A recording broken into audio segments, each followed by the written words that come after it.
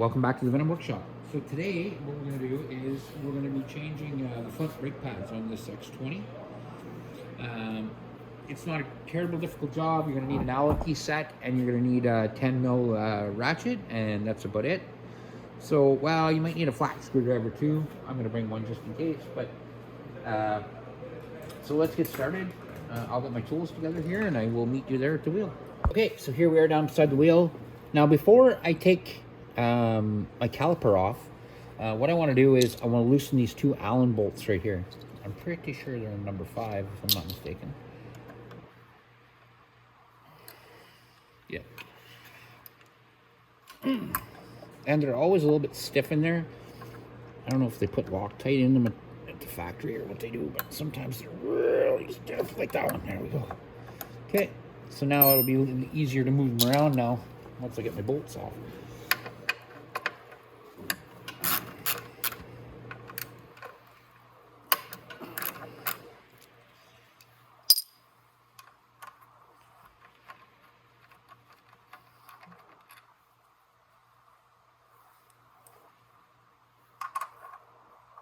Luckily on motorcycles, brake pads usually last for a really long time because how much do you use your brakes really? Just when you're stopping. Most times, like myself, I gear down.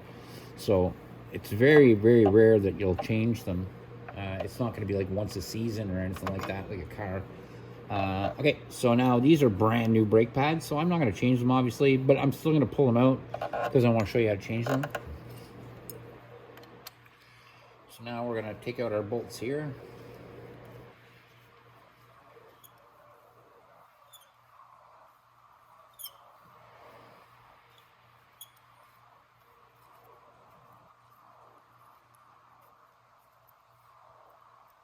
It's just a pin, and if you hold the brake the way I'm holding it with my hand here, you see I'm holding the pads, I'm kind of pushing in on them.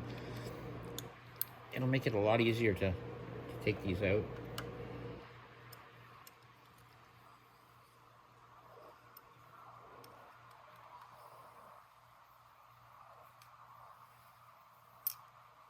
There. Here's a nice one too.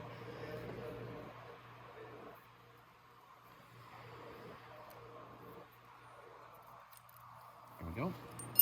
Now, the pads are actually being held in there by like a little retainer clip down at the bottom there. See how they hold the pad down there in place? If that's broken or really rusted, it's not going to operate correctly, so take it out and take a look at it. Usually it doesn't get rusted, it stays pretty good. So this pad here goes in just like that. And this pad goes in right beside it. So these are brand new pads, so I'm not going to change them. But this is how. Now, to get your bolts back in, remember how I was pushing on them to get the pins to come out? If you look now, while I've got it pushed in, I've got my holes lined right up. So I can go ahead and just put my pins back in. And then screw them back into place.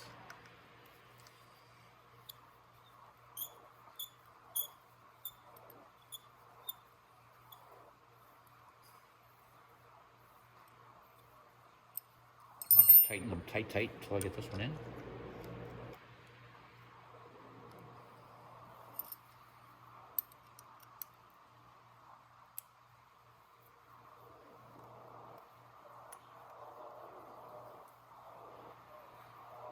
There. One more turn and I won't be able to. Yeah, I can still. Look at that. Okay, so now we can tighten these up, and then I'm going to show you why I got the flat screwdriver.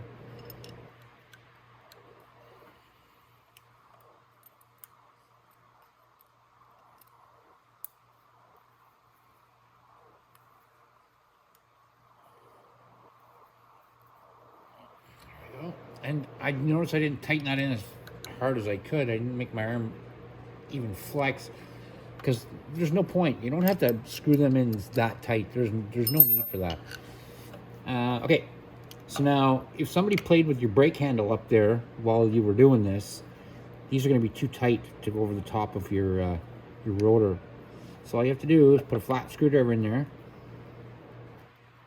Just give it a turn, nice and gentle so you don't break the brake pad. Just and it'll open up enough that you can get it over your rotor. And then once that's over your rotor, just move it up into place. Just start the one bolt. You don't have to tighten it down yet. Start it.